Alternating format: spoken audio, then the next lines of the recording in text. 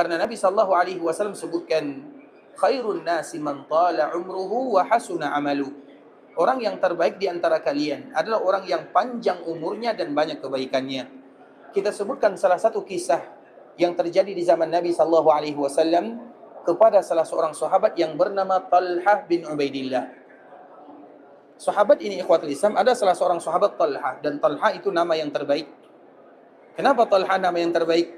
Karena Nabi sallallahu alaihi wasallam pernah sebutkan dalam hadisnya, man ahabba an yanzura ila syahidin yamshi ala wajhil ard falyanzur ila Talhah bin Ubaidillah. Sesiapapun di antara kalian yang ingin melihat orang yang syahid. Syahid itu biasanya hidup atau sudah meninggal? Meninggal. Tapi Nabi menyebutkan lain dari yang lain. Sesiapapun di antara kalian yang ingin melihat orang syahid, tapi ia masih berjalan di permukaan bumi, maka lihatlah kepada sahabat yang bernama Talhah. Jadi Talhah itu merupakan di antara nama yang terbaik. Kenapa demikian? Karena Talhah itu disebut dengan seorang yang syahid, namun dia masih hidup. Syahid yang masih hidup namanya adalah Talhah. Kenapa demikian ikhwatul Islam? Karena dulu dikala terjadi perang Uhud, yang ada di belakang Masjid Nabawi, perang Uhud, Nabi sallallahu alaihi wasallam terjatuh ke dalam sebuah lubang. Dan lubang ini dibuat oleh orang-orang munafikun. Karena orang-orang munafikun itu mereka jahat kepada Nabi sallallahu alaihi wasallam. Kemudian dikala Nabi jatuh, maka tentunya orang-orang musyrikun mereka ingin mencari dan membunuh Nabi sallallahu alaihi wasallam. Maka di saat itulah datang Talhah bin Ubaidillah. Ia menyebutkan sebuah kalimat yang sangat indah, bukti cinta kepada nabinya, nahri duna nahri.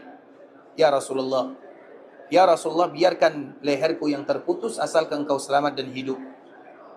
Kemudian ia jadikan badan jasadnya sebagai tameng, tombak, anak panah, semuanya menempel di jasadnya, lebih daripada 80 ta'na.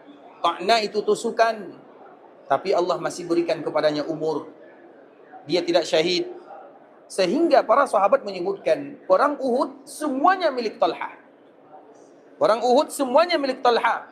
Kalau kita berbicara tentang Uhud, maka kita akan berbicara tentang Talhah. Karena semua Uhud itu milik Talhah. Ia yang menyelamatkan Nabi SAW. Ia yang mengatakan, ya Rasulullah, biarkan saya wafat asalkan engkau hidup dan selamat. Maka para sahabat menyebutkan perang Uhud milik Talhah. Kemudian Allah masih berikan kepadanya umur panjang. Setelah itu ikhwatul Islam, setelah terjadi perang Uhud, kemudian para sahabat kembali ke Madinah, maka Nabi menyebutkan, barang siapa di antara kalian yang ingin lihat orang syahid namun masih hidup, lihat kepada Talhah bin Ubaidillah. Maka kalimat Talhah, nama Talhah, nama yang